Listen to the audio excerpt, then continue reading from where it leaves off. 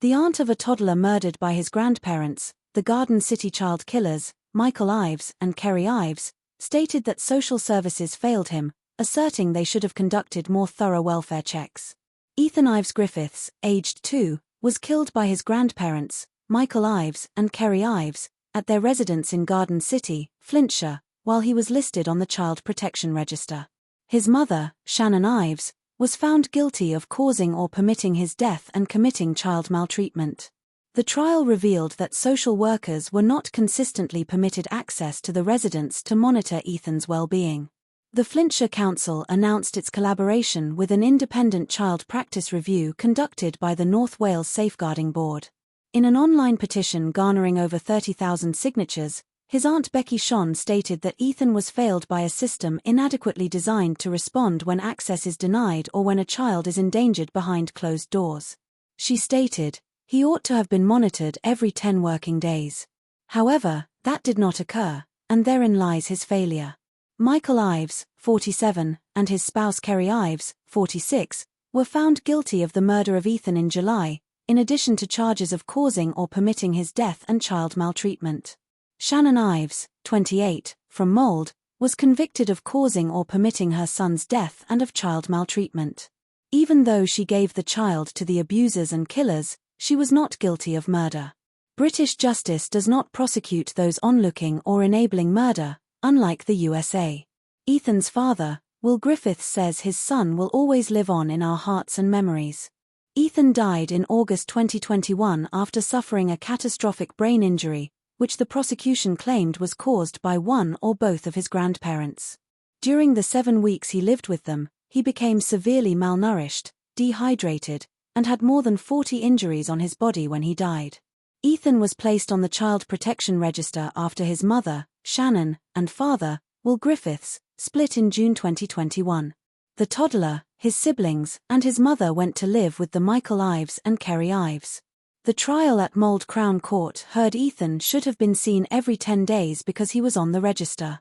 However, the last time he was seen by a social worker was the 22nd of July, 2021, more than 3 weeks before he died on the 16th of August. Social workers and health visitors made multiple attempts to see Ethan, but were given excuses. During one visit, on the 5th of August, a social worker remained on the doorstep for about 45 minutes because of COVID restrictions, but did not see Ethan because his mother said he was napping. There was no answer when the social worker and a health visitor attempted to visit Shannon Ives on the 12th of August. She did not respond to a call the next day either.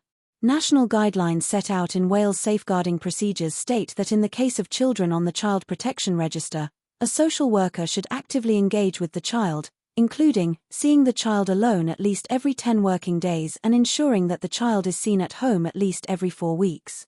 Ethan's aunt has started a petition, where she calls for matters to automatically be escalated to the police for a welfare check if social workers are denied entry.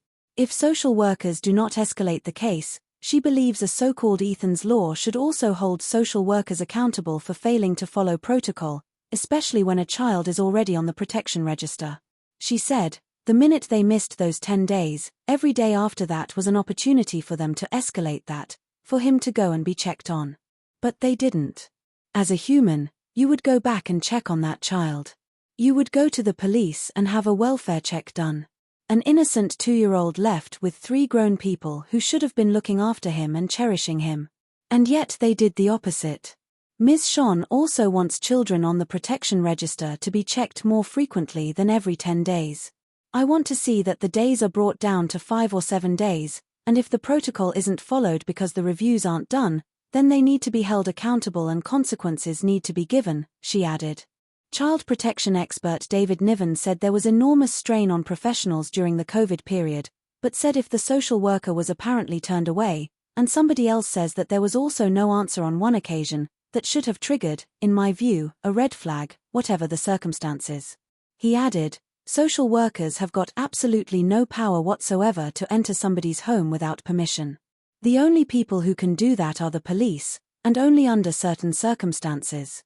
Social workers are there and should have passed that on to the police if there was that level of worry, that level of kind of concern for the child on that day.